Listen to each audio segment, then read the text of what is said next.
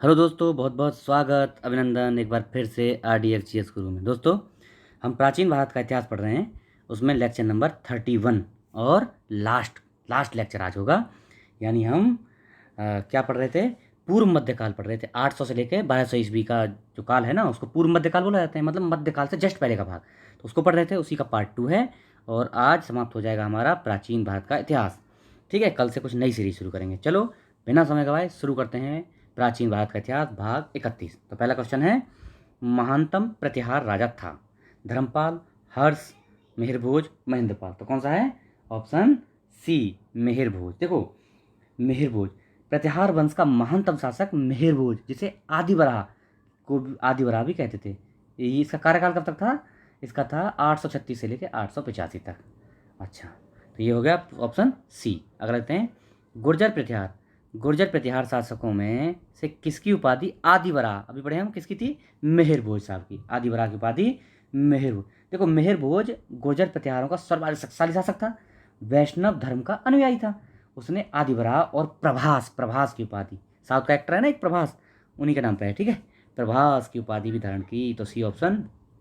अगला आपको बताना है कलानुक्रम, मतलब कौन सा पहले कौन सा बाद में आया। तो सबसे पहले कौन सा बताओ? नागभट्ट, महेंद्रपाल, महीपाल, वत्सराज। इनमें से कौन सा सबसे पहले है? तो इनमें है वत्सराज सबसे पहले। कौन सा कब कार्यकाल है? 775 से 800 तक। उसके बाद नागभट्ट द्वितीय, ये कब है? 800 से लेकर 833। तो नागभट्ट द्वितीय 4-1 4-1, तो ये हो गया बी ऑप्शन। बी ऑप्शन हो गया ना। उसके बाद फिर 3 महेंद्रपाल। महेंद्रपाल कब है? 885 से लेकर 910 तक। और उसके बाद लास्ट में महीपाल 912 से लेकर 944 तक। ठीक है, तो बी ऑप्शन। निम्नलिखित में से कौन सा शासक गुर्जर प्रतिहार राजवंश से संबंधित नहीं है? इनमें से कौन सा नहीं है? तो भरत्र भट्ट, नागभट्ट द्वितीय, देवपाल। देवपाल ही समझ, पाल मत समझ ना इसको, ये गुर्जर प्रतिहार का ये देवपाल। और महेंद्रपाल, महेंद्रपाल प्रथम, नागभट्ट और देवपाल, ये सब गुर्जर प्रतिहार वंश के हैं। लेकिन भरत्र भट्ट प्रथम, ये गुर्जर प्रतिहार वंश से संबंधित नहीं है। Option D. कहते हैं, महान जैन विद्वान हेमचंद्र किसकी सभा को अलंकृत करते थे? हेमचंद्र आपको बताना है। तो किसको अलंकृत करते थे? ये कुमारपाल, कुमारपाल को। हेमचंद्र ने सोलंकी वंश के जयसिंह सिद्धराज के समय में प्रमुखता प्राप्त थी। सोलंकी वंश के जयसिंह सिद्धराज के समय पर वो प्रमुख हुए। तथापि उसके उत्तराधिकारी कुमारपाल, कुमारपाल के वे सलाहकार के रूप में सभा को अलंकृत करते थे। तो किसके? ये जयसिंह सिद्धराज का उत्तराधिकारी था कुमारपाल। इसमें था हेमचंद सूरी। तो कौन सा हो गया? Option B. अगला, निम्नलिखित में से किसे एक नया सम्मत चलाने का यश प्राप्त है? किसको? लक्ष्मण सेन को। लक्ष्मण सेन ने सेन सम्मत चलाया था। कब नया सम्मत चलाया था? लक्ष्मण सेन ने सेन सम्मत। तो कौन सा हो गया? Option D. कमेंट बॉक्स में आप बताना कब। निम्नलिखित में से कौन से मध्यकालीन भारत के प्रसिद्ध विधिवेत्ता थे? विधि विधि से संबंधित ज्ञानकार, यानी जानने वाले, विधि के जानने वाले कौन कौन से, इनमें से बताना है आपको। तो देखो, विज्ञानेश्वर विधिवेत्ता थे, बिल्कुल राइट है। उसके बाद हिमाद्री भी विधिवेत्ता थे। और जीमूत वाहन ये भी विधिवेत्ता थे। लेकिन राजशेखर विधिवेत्ता नहीं थे। समझ गए? तो कौन सा हो गया? 1, 2 और 4। 1, 2, 4 यानी ऑप्शन सी। ये 3 है विधिवेत्ता। ठीक है, ऑप्शन सी। अगला देखो, सूची को सूची दो, पहले में राजवंश है और दूसरे में राजधानी है, तो ये मिलानी है आपको। तो प्रतिहारों की राजधानी कौन सी थी? अब मिलाना है आपको। प्रतिहारों की राजधानी कौन सी थी? तो कन्नौज थी। प्रतिहारों की कन्नौज पहले में हो गया द। उसके बाद चोल की राजधानी कौन सी? चोलों की तंजौर। चोलों की पढ़े हम ना, तंजौर। उसके बाद परमारों की राजधानी कौन सी थी? परमारों की थी धारा। और सोलंकी की राजधानी अनहिलवाड़, अनहिलवाड़। तो कौन सा होगा? देखो, पहले में हो गया 4, तो पहले में 4 देखो कई में है। उसके बाद दूसरे में हो गया दूसरे में हो गया, तो मतलब द देखो यही में है। फिर तीसरे में स और चौथे में ब। तो डी ऑप्शन हो गया। ठीक है, चलो अगला लेते हैं। गुर्जर प्रतिहार वंश की स्थापना की थी, किसने की थी? अब आप बताना, बहुत इंपॉर्टेंट है। किसने? नागभट्ट प्रथम। नागभट्ट प्रथम ने गुर्जर प्रतिहार वंश की स्थापना की थी। गुर्जर जाति का प्रथम उल्लेख पुलकेशन द्वितीय के ऐहोल अभिलेख में हुआ है। बाणभट्ट के हरिश्चरित में भी गुर्जर प्रतिहारों का उल्लेख मिलता है। इसका संस्थापक नागभट्ट प्रथम, जो कि उसका कार्यकाल कब है? 730 से 756 तक इसको माना जाता है। ठीक है, नागभट्ट ने अरबों के आक्रमण को पश्चिम भारत में, मतलब अरबों के आक्रमण से पश्चिम भारत की रक्षा की। किसने? नागभट्ट प्रथम ने ही। तो ये हो गया ऑप्शन ए। अगला, राजवंश जो कन्नौज पर आधिपत्य स्थापित करने में त्रिकोणीय संघर्ष में उलझे हुए थे। 3 कौन? ये थे पाल, राष्ट्रकूट और गुर्जर, चोल नहीं थे इसमें। तो 2 3 4, 2 3 4 कौन से? पाल, राष्ट्रकूट और गुर्जर प्रतिहार, ये 3 थे। अंततः किसको जीत मिलती है? इसमें गुर्जर प्रतिहारों को जीत मिलती है। तो देखो समझो पहले, हर्ष की मृत्यु के बाद कन्नौज विभिन्न शक्तियों के आकर्षण का केंद्र बन गया, क्योंकि कन्नौज उस टाइम पे बहुत शक्तिशाली प्रदेश हुआ करता था और वहाँ की पैदावार भी बहुत ज़्यादा थी, मतलब अपने आप में अन्न के उत्पादन में बहुत महत्वपूर्ण था। तो सब लोगों का आकर्षण इसकी तरफ हुआ, कन्नौज की तरफ। गुप्त युग तक मगध का जो साम्राज्य स्थापित था ना, जिस तरह मगध था गुप्त युग तक, उस तरह से ही इनके बाद, हर्ष के बाद कन्नौज की ख्याति प्राप्त हुई। इसका जो है अन्य नाम महोदय, महोदय श्री हैं, ये भी नाम थे। तो क्या हुआ, 8वीं सदी की 3 बड़ी शक्तियों, कौन? पाल, गुर्जर प्रतिहार और राष्ट्रकूट, इन तीनों के बीच में इसको प्राप्त करने के लिए, किसको? कन्नौज को प्राप्त करने के लिए संघर्ष हुआ और अंततः गुर्जर प्रतिहारों को इसमें सफलता प्राप्त हुई। तो ऑप्शन सी हो जाएगा। ठीक है, चलो रहते हैं। निम्नलिखित में से किसने खंभात में तोड़ी गई मस्जिद के पुनर्निर्माण के लिए आर्थिक सहायता दी थी? अब आपको बताना है किसने दी थी। तो यह है हमारा जयसिंह सिद्धराज। देखो, गुजरात का चालुक्य शासक जयसिंह सिद्धराज एक धर्मनिरपेक्ष यानी धर्म सहिष्णु शासक था। मुस्लिम लेखक मोहम्मद औफी का कहना है कि खंभात में एक मस्जिद तोड़ दी गई थी, उसके जीर्णोद्धार के लिए 1 लाख बालोम यानी मुद्राएं दान में दी थी। किसने? जयसिंह सिद्धराज ने। तो बी ऑप्शन हो जाएगा। अगला लगते हैं, परमार वंश का संस्थापक कौन था? तो कौन था? देखो इसमें जो है आपको परमार वंश का संस्थापक 10वीं शताब्दी ईस्वी के चरण में उपेंद्र अथवा कृष्णराज था। अब इसमें ऑप्शन ही नहीं है। उपेंद्र, परमार वंश का संस्थापक कौन था? उपेंद्र या कृष्णराज। और इसकी राजधानी थी धारा।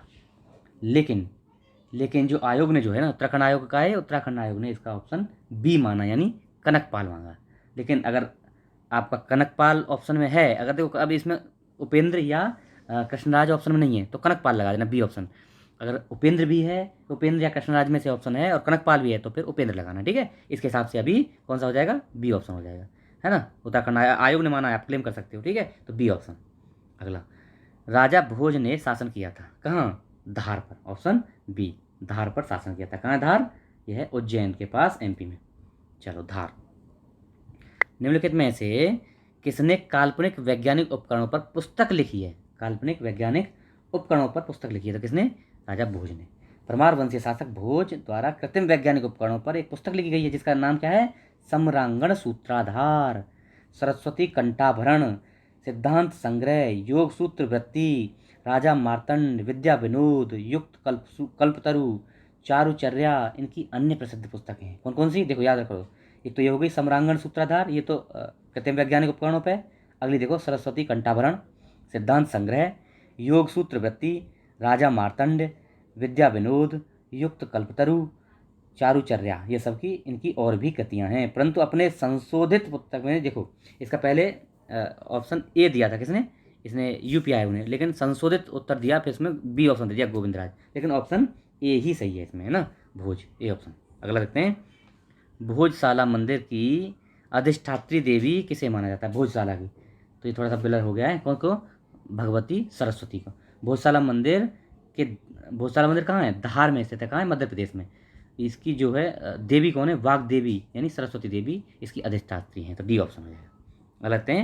निम्नलिखित में से कौन सा परमार वंश का शासक नहीं था? उपेंद्र, मंजू, उदयादित्य या गांगेय देव? तो कौन सा नहीं था?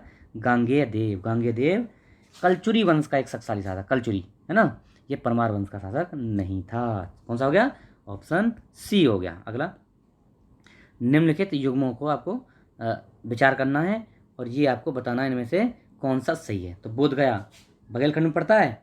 नहीं। कहाँ पड़ता है? बिहार में पड़ता है ना, पहला गलत। खजुराहो बुंदेलखंड में है, बिल्कुल राइट है, दूसरा सही है। शिरडी कहाँ है? विदर्भ में? नहीं। अहमदनगर महाराष्ट्र में, तो तीसरा भी गलत हो गया।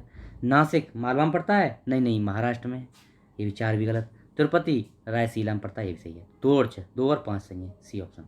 2 और 5 सी ऑप्शन। अब देखो इनको समझ लो एक बार फिर। देखो बोधगया कहाँ है? बिहार में है। खजुराहो बुंदेलखंड में, ये सही है। उसके बाद शिरडी कहाँ है? अहमदनगर महाराष्ट्र में। और नासिक कहाँ है? मालवा में। नासिक मालवा नहीं, मालवा में नहीं, महाराष्ट्र में। और तिरुपति रायसीला आंध्र प्रदेश में। ठीक है, इसके हिसाब से 2 और 5 सी ऑप्शन। अगला, गौड़बहु के रचयिता कौन थे? गौड़बहु के रचयिता बताओ कौन है? तो ये हैं वाकपति। गौड़बहु कन्नौज के राजा यशोवर्मन के राजश्रुति कवि, मतलब राजाश्रित कवि वाकपति की रचना है। किसको? गौड़बहु। सी ऑप्शन हो जाएगा।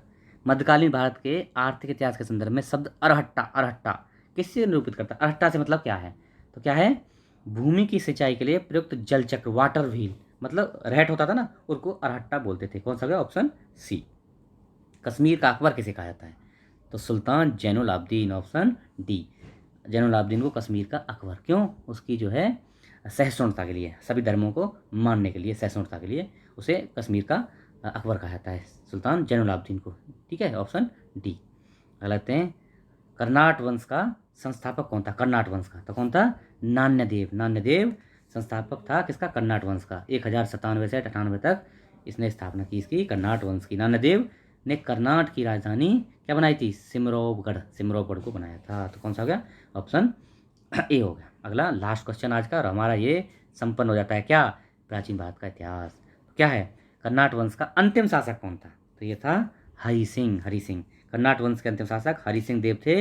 ये कला और साहित्य के महान संरक्षक थे। इन्होंने पंजी व्यवस्था की शुरुआत की। कौन सा गया? Option A. तो आज हमारा इतिहास का, प्राचीन भारत का इतिहास समाप्त। इसी के साथ पूरा इतिहास भी समाप्त। इतिहास आपका मुट्ठी में हो गया, कुछ भी कहीं से भी आएगा, आप ये वीडियो पढ़ लीजिए, देख लीजिए, आपका इतिहास कंप्लीट किसी भी वीडियो पर। ठीक है, पीसीएस लेवल तक का। और यूपीएससी का तो थोड़ा सा पूरा नहीं आएगा, लेकिन यूपीएससी के भी क्वेश्चन यहाँ से बनते हैं, लेकिन पीसीएस तक का सब कंप्लीट हो गया। ठीक है, ऐसे ही आपका मैंने लगभग सब सब्जेक्ट करा दिए, भूगोल करा दिया है। अब देखो एनवायरनमेंट पूरा करा दिया, एनवायरनमेंट पूरा वहीं से आएगा, कहीं से भी कर लेना, वो पूरा वहीं से आ जाएगा। ठीक है, पीसीएस लेवल तक का। और इस बार 2023 का पीसीएस हुआ है, उसमें देख लो आप, पूरे क्वेश्चन वहीं से ना आए हो तो बता देना मुझे। ठीक है, आप रिलाई करिए, मैं जो चीज़ें पढ़ा रहा हूँ आपको एकदम फैक्चुअल चीज़ें दे रहा हूँ, मतलब एक्स्ट्रा और अननेसेसरी चीज़ें नहीं दे रहा हूँ। ठीक है, तो आप इसको शेयर वेयर करिए, लोगों को बताइए, और कल से कमेंट बॉक्स में बताइए कल से क्या शुरू करें। ठीक है, उसके हिसाब से विचार करेंगे, फिर शुरू करेंगे। ठीक, okay, thank you so much.